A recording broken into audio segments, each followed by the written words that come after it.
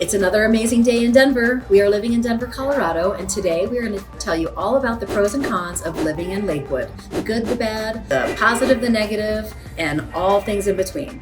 So stick with us and we're going to get right to it.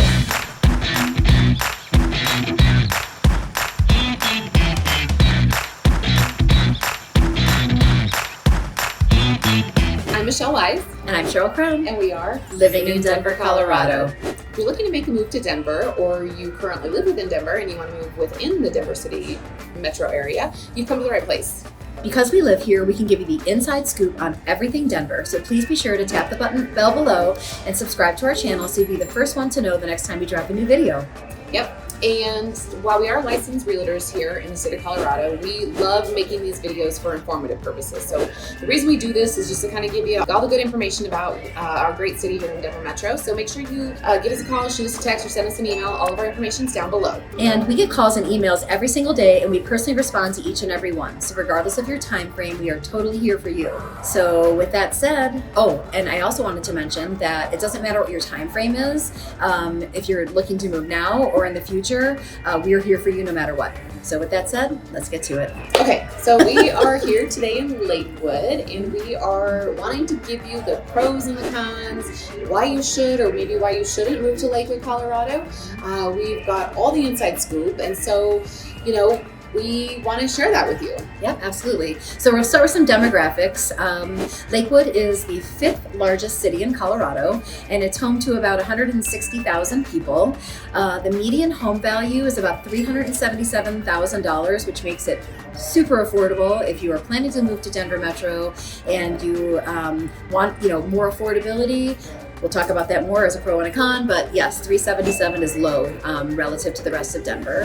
The average income is about $75,000, and we think that's because there's a lot of young people who live in Lakewood, and there's a lot of people on fixed incomes who live in Lakewood. They bought these homes back 30, 40 years ago, and they've actually just aged into place, and so now they're at a point where their families have grown, they've stayed in these houses, they're in retirement, so that's where that fixed income comes into play, and they're still here. They love it so much they haven't wanted to move. Hey, I can see why, because there's so much that Lakewood has to offer. The other interesting fact about Lakewood is that 58% of the people who live here own their homes, which again, relative to the rest of the Denver metro area, is on the low side. So there's a 42% rental rate.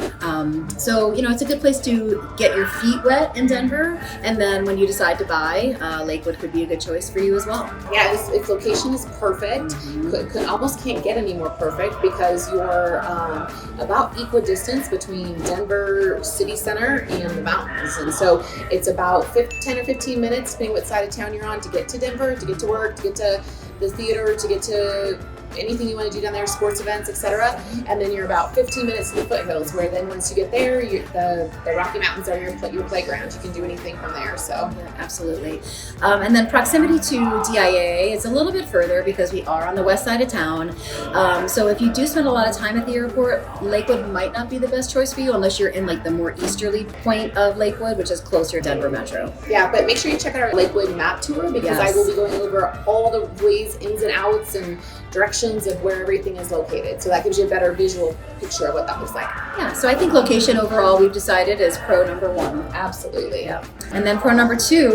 Well, let's go back to the location though, a little bit, because I think there are a few more things we can talk about. Okay. With that location, you're going to see that Lakewood has a little bit of a different feel, especially as you go a little further west, because you start getting that hilly environment. So these neighborhoods are on these rolling hills, and you could sit up on the top of one hill and have a massive, expansive views to the east or to the foothills, and it's just unbelievable. There's not very many. There's a couple that sit along the western side of the city that have those rolling hills, but it's a unique feature of Lakewood for sure. Yeah. And the views are unbelievable. The open space is unbelievable because of its location. There's a lot of green, multiple parks, multiple lakes, tons of green space. I think Lakewood has almost 100 parks in it, and that's just parks. But on top of that, you've got state parks and walkways, and it's amazing. Yeah. And check out our vlog, because we do highlight the $1 million and the $750,000 property are both on the west side. And so you can check out some of those views and what you get for your money in that area of Lakewood. Definitely. So pro number 2, what would you say that is? Pro number 2, school district. So Lakewood is part of the Jefferson County School District, which in general, overall, receives between like a B+ and an A- rating. Really, really high. One of the top school districts in all of Colorado. And yeah, you can't go wrong living in Lakewood with schools. No, and they have a lot of great community schools. A lot of these neighborhoods, again, are older, so they're established and they've almost been built around the schools. Right. Kind of the way they used to do things in the late mid-1900s, walkability. You had to walk everywhere, right? That's one of the nice things about the Jefferson County School District here in Lakewood. And then the third pro is affordability. We touched on that a little bit already, but your money goes a long way here in Lakewood, especially for the proximity to Denver and the foothills. Honestly, in some ways, I can't think of a better way to spend your money if you want that location and be able to head to the city or head to the hills. You can do either for not a whole lot of money here in Denver. In Lakewood.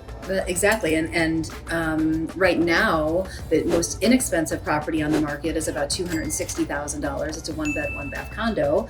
So obviously, entry level, great place to start. And then the most expensive property in Lakewood is about $2.2 million, which gets you a 5-bed, 6-bath on half an acre. And so there's a wide variety, but so much opportunity and so much diversity as far as the houses go, because you can get a condo, you can get a townhouse, you get a newer home, you can get a quite a bit older home, and a lot of them are renovated or scraped and have been rebuilt. So, and then you also have the opportunity, because not all of them have been renovated. A lot of them have, precisely. But not all of them have. So if you want to come in and you want to be able to kind of make it your own and do a little, remodeling, whether you do it yourself or you hire somebody to do it, you have that opportunity to come and create the house you want. Yeah, and build some equity at the same time. But what we showed you in our vlog was all single families. And so keep in mind, there are a lot of multi-family homes here. So condos, townhouses. So, that's definitely a way to get your foot in the door in affordability here in Colorado. Yeah, absolutely. Okay, on to cons. So I think con number one might be kind of in that same thing we were talking about, is just the age. This city was built primarily in the mid 1900s, so that's when most of its growth happened. And so most of the houses here are going to be 1950s, 1960s, 70s, 80s. There definitely are some newer ones as you go further west and on the outskirts, but you're going to have an older home. So I think there's a lot of charm in older homes. It just depends on, have they been taken care of? Have they been updated? And so that's a personal preference, but it's not one of the suburbs here in Denver that is new and pretty and clean, cookie cutter, master plan community. And so that actually could be a pro in a lot of people's eyes to not have that cookie cutter feel. And you definitely don't hear it. It's unique. All the yards are landscaped different. The home elevations, the home faces, everything's open or different than one next door.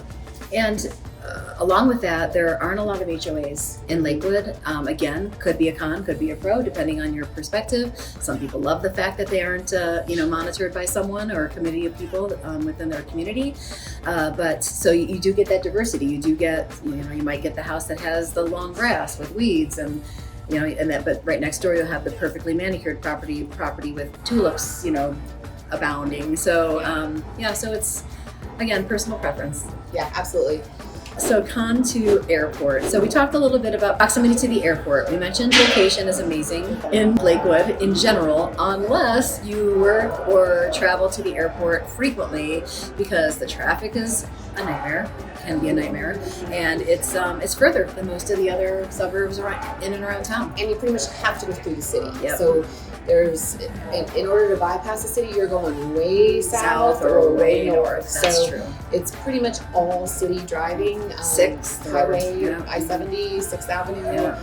So that could be a con.